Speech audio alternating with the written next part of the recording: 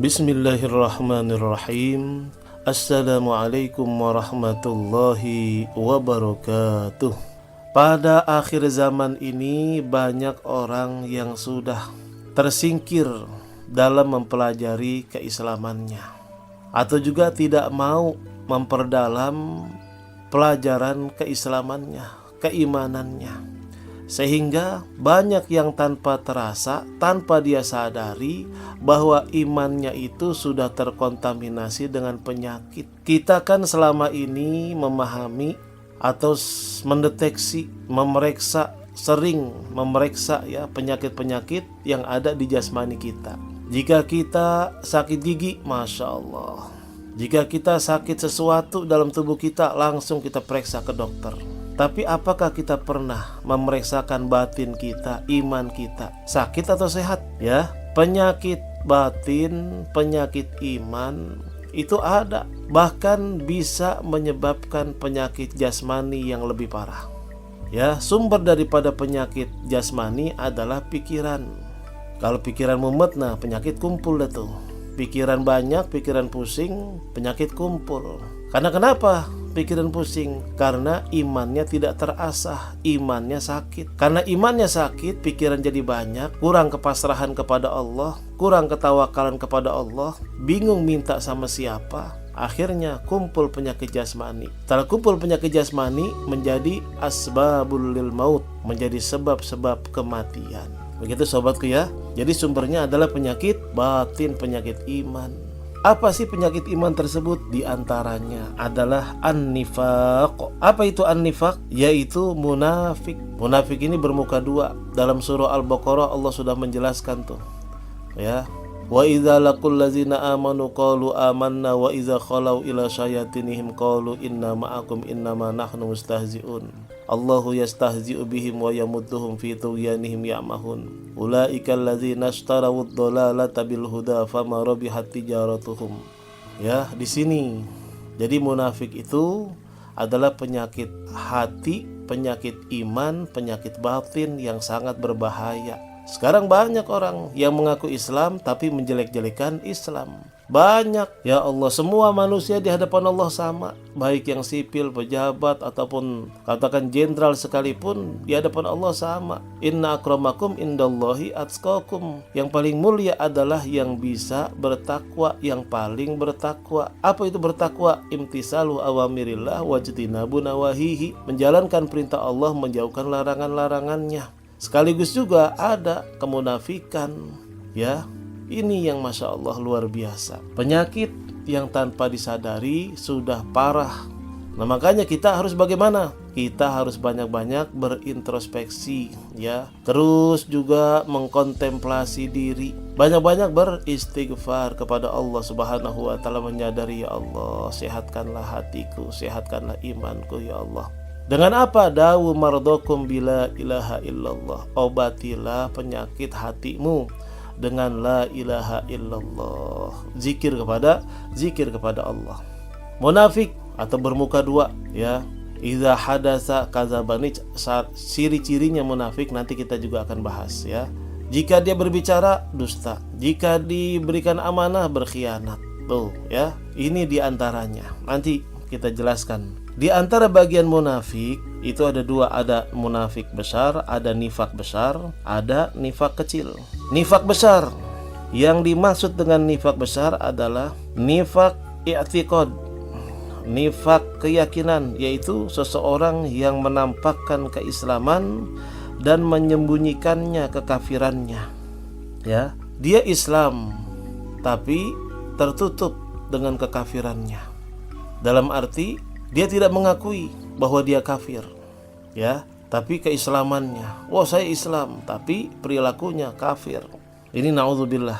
Jadi sekali lagi, seseorang yang menampakkan keislaman dan menyembunyikan kekafiran, dan pelakunya akan kekal di neraka yang paling dalam. Dalam surah An-Nisa ayat 145 Allah berfirman, innal munafiqina fid darkil asfali minan nar walan tajida lahum nasira. Sesungguhnya orang-orang munafik itu ditempatkan pada tingkatan yang paling bawah dari neraka, Dan kamu sekali-kali tidak akan mendapatkan seorang penolong pun bagi mereka. Jadi tidak ada yang bisa menolong orang-orang munafik. Fidarkil asfal, paling bawah tuh nerakanya. Nah, ini akibatnya ya. Tapi sebabnya yang harus kita perbaiki. Sekarang ini banyak yang nyeleneh tentang Islam ya. Dari zaman Rasulullah SAW pun begitu. Yang ikut Islam, ngikut Muhammad adalah orang-orang gila. Sama sekarang ini banyak yang kelihatannya KTP-nya Islam, bisa baca hadis dan Al-Quran, tapi banyak yang salah. Dia mengatakan Islam begini begitu, jelek-jelekin. Ya, ini ciri-ciri orang-orang munafik, munafik besar nih, yang tempatnya pasti akan di neraka jahanam yang paling bawah. Tapi dia menutupi dengan kekafirannya.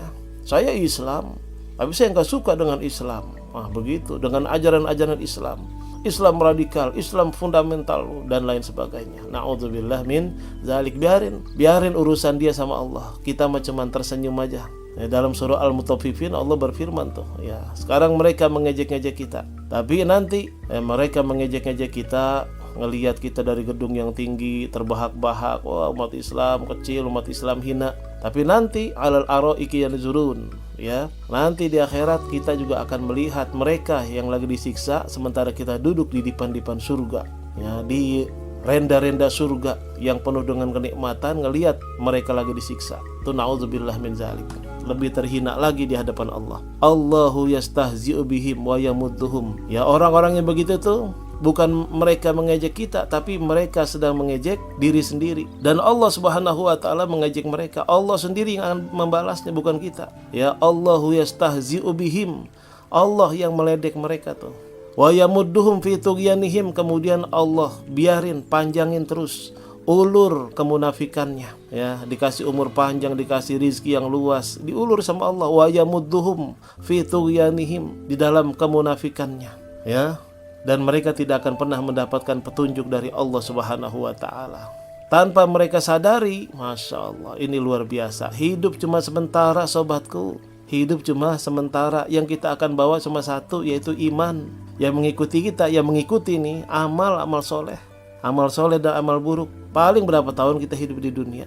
Itu yang disebut dengan munafik besar. Kemudian ada juga munafik kecil, nifak kecil, yaitu nifak dalam perbuatan dan semisalnya. Dan pelakunya tidak keluar dari agama Islam, akan tetapi ia termasuk orang-orang yang bermaksiat. Dalam hal ini ada hadis Rasulullah SAW yang diriwayatkan dari Abdullah bin Amr radhiyallahu an. Arba'un man kunna fihi kana munafikun khalisan. Ada 4 perkara apabila ada dalam diri seseorang, maka ia benar-benar seorang munafik, ya, benar-benar seorang munafik. Na'udzubillah min zalik. Man kana fihi khoslatan minhunna kana fihi khoslatun minan nifaq hatta yada'aha. Ya, siapa saja yang ada dalam dirinya sifat-sifat ini, maka sungguh dalam dirinya ada sebagian kemunafikan, sampai dia menyadari dan bertaubat kepada Allah Subhanahu wa taala meninggalkan sifat-sifat tersebut. Apa itu? Yang pertama, idza tumina khona, jika dipercaya dia khianat. Wa idza haddasa kazaba, jika dia berbicara selalu bohong. Wa idza ahada ghadara, jika dia berjanji, mengadakan perjanjian dia ingkar. Wa idza khasama fajara, jika dia berperkara ia berbuat curang, ia berbuat zalim.